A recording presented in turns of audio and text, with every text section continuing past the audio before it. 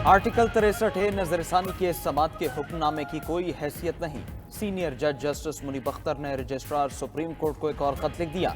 Justice Munib Akhtar ने खत में लिखा, आर्टिकल 63 नजरसानी केस 5 रुकनी बेंच के सामने समात के लिए मुकर्रर था। 4 जजेस ने बैठकर कैसे हुक्मनामा जारी कर दिया। 5 रुकनी लार्जर बेंच ने केस की समात करना थी। 4 रुकनी बेंच अदालत में बैठकर आर्टिकल 63 से मुतालिक नजरसानी केस नहीं सुन सकता।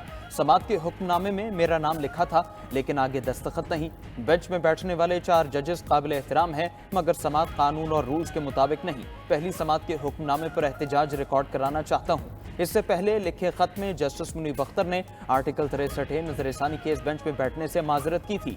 जस्टिस मुनीब अख्तर ने प्रैक्टिस एंड प्रोसीजर कमेटी के तश्कील करदा बेंच पर आईनी सवालात उठाए थे।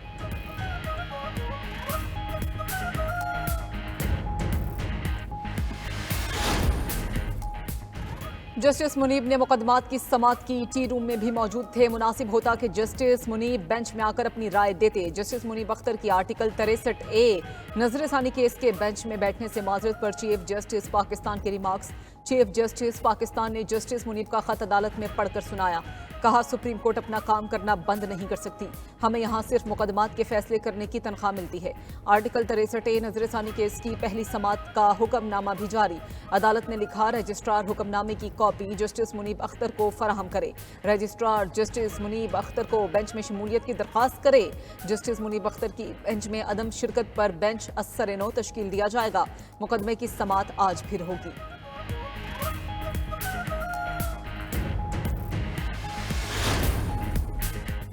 हुकूमत ने पेट्रोल 2 रुपए 7 पैसे सस्ता कर दिया। पेट्रोल की नई कीमत 247 रुपए 3 पैसे फी लीटर मुकर्रर। हाई स्पीड डीजल 3 रुपए 40 पैसे सस्ता होकर 246 रुपए 29 पैसे फी लीटर हो गया।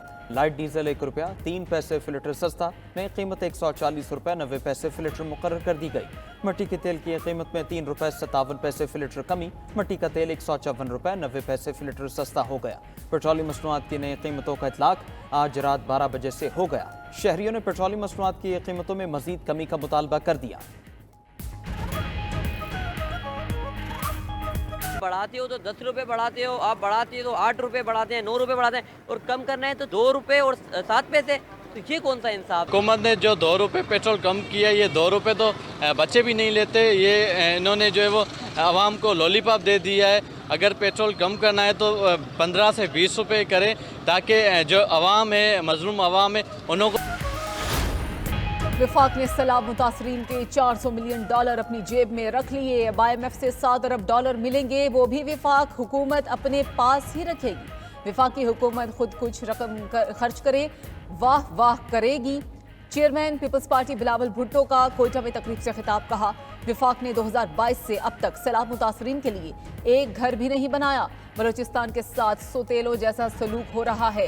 सैलाब मुतासरीन की बहाली नून लीग के साथ मुआहदे का हिस्सा थी। वर्ल्ड बैंक का फंड सैलाब मुतासरीन के घरों की तामीर पर ही खर्च होगा। सैलाब मुतासरीन के घरों की तामीर का मंसूबा भी मैंने आलमी बैंक को दिया था।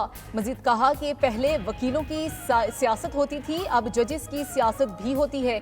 जजेस के तकर्रुर का तरीक़ेकार तब्दील करना होगा। जुडिशल और पार्लिमानी कमेटी को जम करने पर इत्तेफाक राय। PTI के वकील बैरिस्टर अली जफर का प्रैक्टिस एंड प्रोसीजर कमेटी पर तहफ़्फ़ुज़ात का इजहार। आर्टिकल 63 नजरसानी केस के बेंच की तश्कील पर एतराज़ भी उठा दिया। सुप्रीम कोर्ट में दरख्वास्त दायर करते हुए फुल कोर्ट बनाने की इस्तदा कर दी। लिखा कि कमेटी तभी बेंच बना सकती है जब तीनों मेंबरान मौजूद हों। ये बात रिकॉर्ड पर है कि जस्टिस मंसूर अली शाह ने कमेटी इजलास में शिरकत नहीं की। कमेटी की तश्कील दुरुस्त न हो तो मामला फुल कोर्ट को देखना चाहिए। आर्टिकल 63 नजरसानी केस का बेंच भी कानूनी नहीं। इस केस में चीफ जस्टिस और जस्टिस अमीनुद्दीन के फैसले को चैलेंज किया गया है। दोनों जजेस खुद को बेंच से अलग कर लें। दूसरी तरफ मीडिया से गुफ्तगू में बैरिस्टर अली जफर ने कहा, 63 की तशरीह से सियासत में एक कैंसर का खात्मा हुआ। पहले मेंबरान पार्लियामेंट अपना वोट बेचकर हुकूमत बनाते और गिराते थे।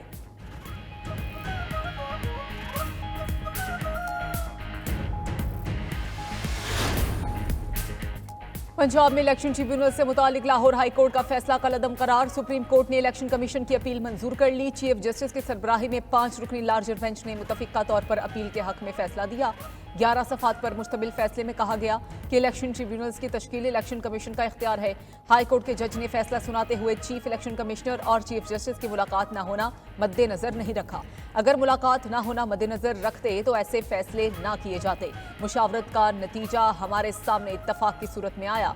तनाज़े जब आईनी इदारे से मुतालिक हो तो मोहतात रवैया अपनाना चाहिए। हाई कोर्ट के सिंगल बेंच का फैसला बतौर अदालती नज़ीर भी किसी फोरम पर पेश नहीं किया जा सकता।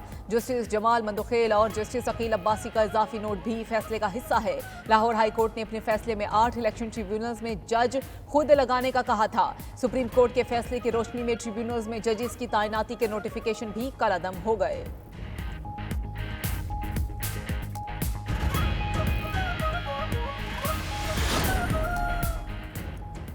आर्टिकल 63 एक अदालती फैसला गलत है, उसे ठीक होना चाहिए। गलतियां ठीक हो रही हैं तो इसकी तारीफ करनी चाहिए। नायब वज़ीर आज़म इसहाक डार कहते हैं आईनी तरमीम के जरिए हम सिस्टम को मजबूत कर रहे हैं।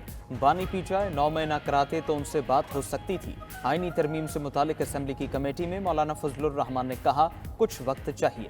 मौलाना का मुतालबा मानकर कमेटी में बहस रोक दी।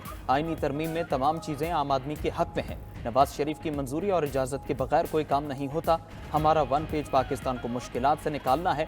बानी पीटीआई का 1 पेज और एजेंडा अपना था।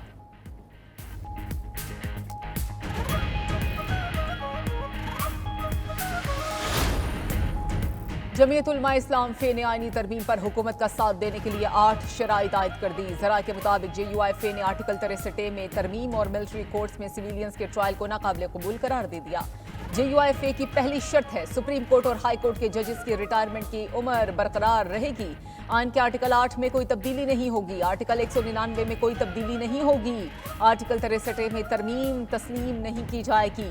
हाई कोर्ट के जजेस के तबादले काबिल कबूल नहीं। मिलिट्री कोर्ट्स में सिविलियंस का ट्रायल नहीं किया जा सकता।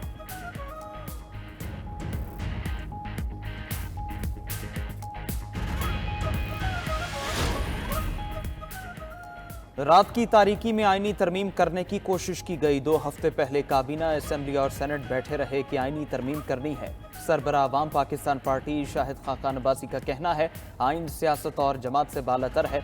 मौजूदा सूरत हाल में मुल्क का मुआशी और सियासी इस्तेहकाम जरूरी है।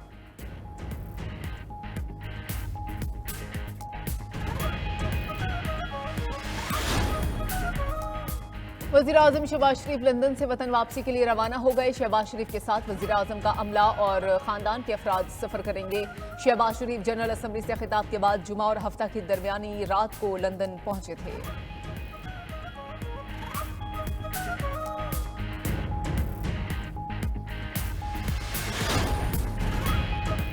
हुकूमत का PTI रहनुमाओं के खिलाफ बगावत का मुकदमा दर्ज करने का फैसला। 8 सितंबर को इस्लामाबाद जलसे में की गई तकारीर के खिलाफ एक्शन लिया जाएगा।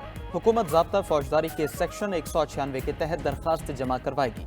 सेक्शन 196 के तहत दर्ज मुकदमात नाकाबिल जमानत होते हैं। वज़ारत कानून और वफाकी प्रोसिक्यूटर जनरल ने फैसले की तौसीक कर दी।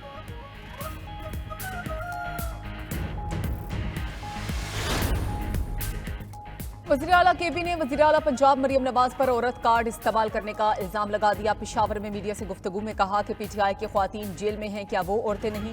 क्या पूरे पाकिस्तान में एक ही औरत मरियम नवाज ही रह गई है? पंजाब पुलिस को वार्निंग देते हुए कहा कि मुझ पे फिर से पथराव किया राह या हमें रोका गया तो हम जवाब देंगे। वज़ीर आला हूँ, अपने वसाइल डंके की चोट पर इस्तेमाल करूंगा।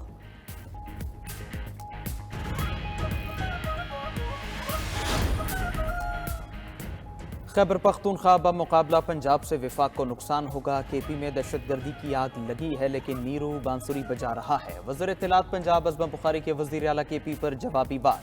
कहा पंजाब के बच्चों को लैपटॉप, स्कॉलरशिप और इलेक्ट्रिक बाइक्स मिल रही हैं। खैबर पख्तूनख्वा के बच्चों को भी ये सब चीज़ें मिलनी चाहिए।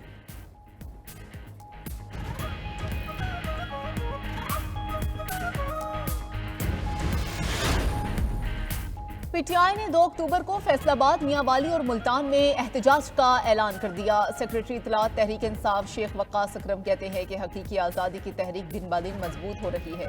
हुकूमत जो मर्जी कर ले, तहरीक जारी रहेगी। दूसरी तरफ चेयरमैन PTI बैरिस्टर गौहर का सरबराह JUI मौलाना फजलुर रहमान को फोन, मुल्की सियासी सूरत हाल और पार्लिमानी उमूर पर बातचीत की।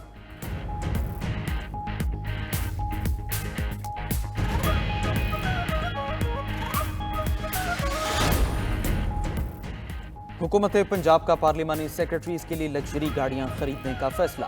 दस्तावेजात के मुताबिक 76 लग्जरी गाड़ियां 61 करोड़ 24 लाख रुपए में खरीदी जाएंगी। पार्लिमानी सेक्रेटरीज के लिए 22 करोड़ रुपए मालियत की 29 लग्जरी गाड़ियां खरीदी जाएंगी। SNGAD के अफसरों के लिए 9 करोड़ 96 लाख मालियत की 15 लग्जरी गाड़ियां खरीदी जाएंगी। सूबाई वज़रा के प्रोटोकॉल के लिए 20 करोड़ 90 लाख रुपए से 30 गाड़ियां खरीदी जाएंगी।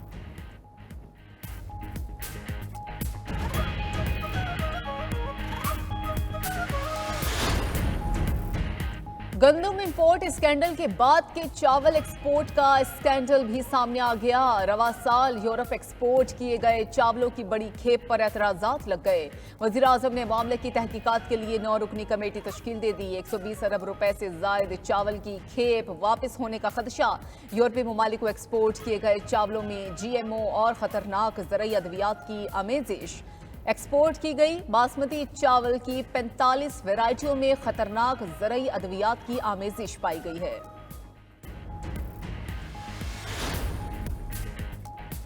IPPs का मसला जल्द हल होने जा रहा है। बिजली की फी यूनिट कीमत जल्द कम होगी। IPPs के तमाम मुहद्दे दोबारा होंगे। गवर्नर सिंध कामरान टेसोरी की कराची में मीडिया से गुफ्तगू। कहा, मईशत को बेहतर करना है तो आम आदमी के कारोबार को अहमियत देना होगी।